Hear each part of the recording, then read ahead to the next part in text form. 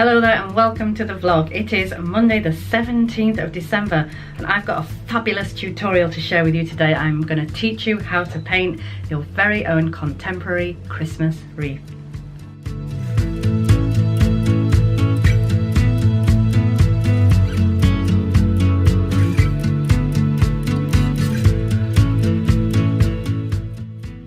So those of you who follow me on social media might know that I've been doing a painting a day challenge. It's just a little thing that I set for myself. I wrote down a list of themes and every single day, pretty much, I've been painting something in my sketchbook.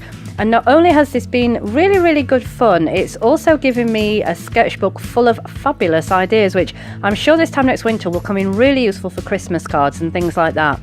So today's theme is a Christmas wreath, and I wanted to share with you my process, a few tips and ideas on how you can create your own.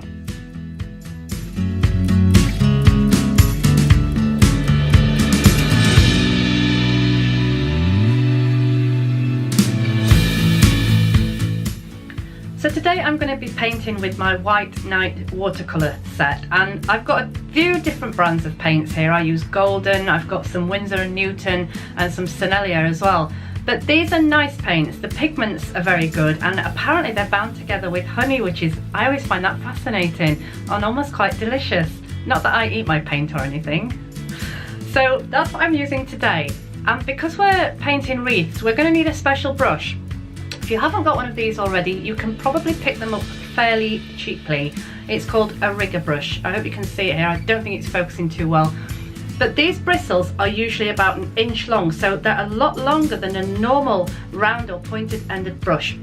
And they're great for holding volumes of paint, which means that you can do those long sweeping strokes that we will need to get in order to paint our foliage. They are perfect and really easy to use as well. So do grab one and give it a go if you've not tried already.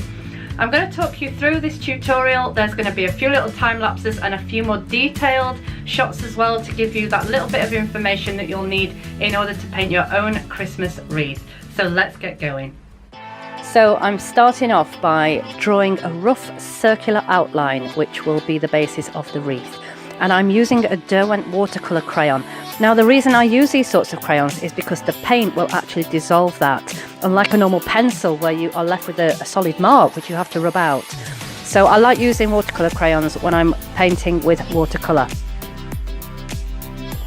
So using a nice shade of green, I'm just starting to paint in some fronds and branches which will be the basis of the wreath.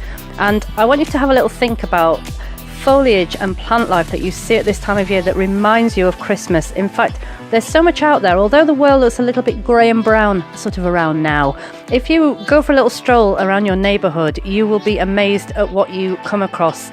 We've got pine cones, lovely pine trees, there's eucalyptus, holly, there's still lots of rose hips round about me. They're like little red baubles glistening in the woodland. It's fantastic. So plenty of inspiration. So maybe just to get yourself inspired, take yourself on a little walk and see what you can find.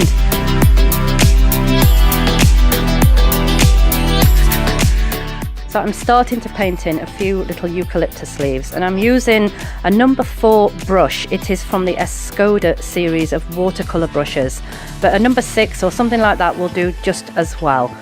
I'm keeping the shape nice and loose, and I'm actually using different shades of green in my palette. I'm adding a little bit of turquoise in as well, so the leaves all have slightly different tones to them. And don't worry about the pooling of paint, that actually adds to the texture and creates a little bit of interest.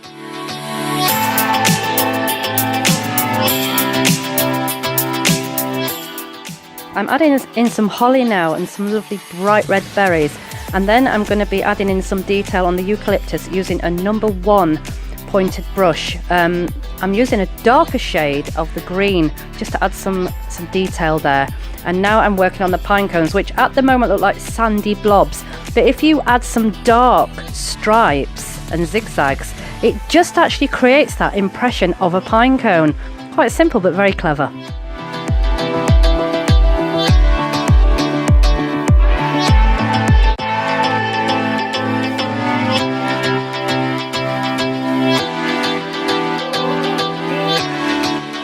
It's always nice to add a little bit of ivy as well to the wreath. And now I'm going to add in some mistletoe leaves. Now I'm using a very fresh green for these. And again, I'm using the paints that are in my tin and just mixing yellows into the greens that are already there and blues and turquoises. You'll be astonished with the variation of colours that you can come up with just by mixing those together. So do have a little experiment and a play and see what you can come up with.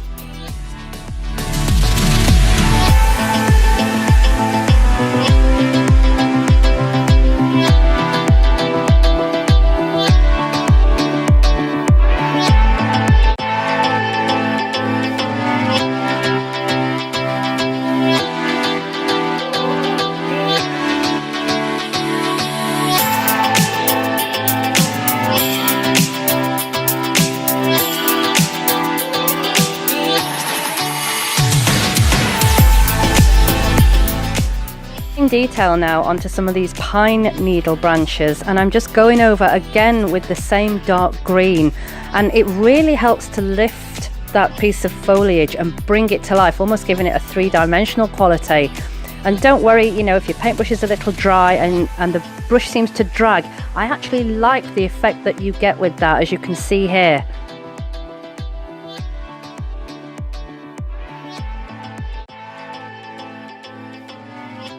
So I like to add in a little bit of detail onto the leaves at this point, and I'm just again working with a darker shade of green, and I think it helps to give the leaves and the foliage a three-dimensional quality and also a little bit more interest for the eye to focus upon. And now I'm drawing in with a 0.1 Graphics fine liner pen in grey the mistletoe berries, and I'm going to add a little bit of shadow using a very, very pale watery blue just on one side of each berry to sort of give them that three-dimensional quality again that I keep speaking about. Also adding a little bit of white fine liner pen to the berries helps them to stand out as well. This one is a jelly roll pen. Take some time to add in a little bit of interest. Deviate away from the general shape of the wreath. Don't be frightened to sort of come out with branches and twigs and stems. Add little berries. It just pulls the eye around the piece and keeps it interesting.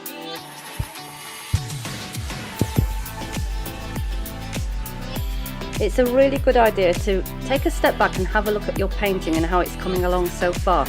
You might notice that there are some spaces, but this can easily be remedied. Just painting different shades of green or blue or brown to sort of act as background foliage, and it just fills the piece up a little bit, adding definition and interest without leaving it too bare and barren.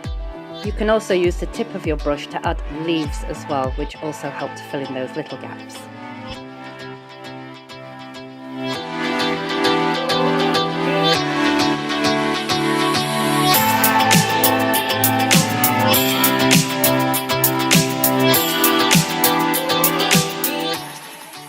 These paints are by the company Finetech, and they're metallic watercolours. They really sparkle. I love them. And I mostly use these for hand lettering with a paintbrush. I'm going to add a little slogan into the middle of my wreath that says Merry Christmas. You can add anything you like. This is just to give you an idea.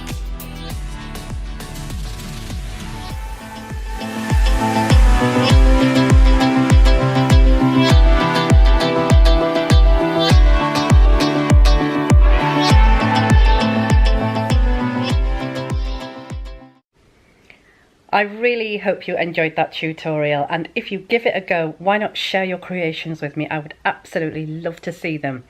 For now though, it's the Christmas holidays. My sister and her family are visiting, and this afternoon we're heading out into Castleton in Derbyshire to see the Christmas trees. It's a long-standing family tradition and I can't wait. So I'm going to take this opportunity to wish you a really lovely Christmas and all the best for 2019. I will see you in January. Bye bye for now.